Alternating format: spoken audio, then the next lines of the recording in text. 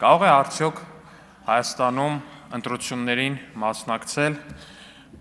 ուժեղ քյաբաբ Ստյոպի մոտ անունով կուսակցությունների դաշինք, թե չէ։ Հիմա այս հարցն է քննարկվում։ Մեր ընդդիմությունը մեզ ասում է, որ եթե ուժեղ քյաբաբ Ստյոպի մոտ դաշինքը չի կարող գրանցվել, ուժեղ քյաբաբ Ստյոպի մոտ անձնանուն բառը չի կարող լինել այնտեղ, հետևաբար սա հարված է ժողովրդավարությանը եւ հետևաբար ոչինչ էլ չի կարող լինել։ Ժողովուրդ ջան, ես անկեղծորեն չեմ հասկանում։ Ձեր դարտը թողած գնացել եք 8 երկրի քաղաքացու դարտն եք լացու։ Դուք ձեր դարտը լացեք, հատկապես որ լացելու շատ բան ունեք։ Պարոն Մամիջանյանն եկել այստեղ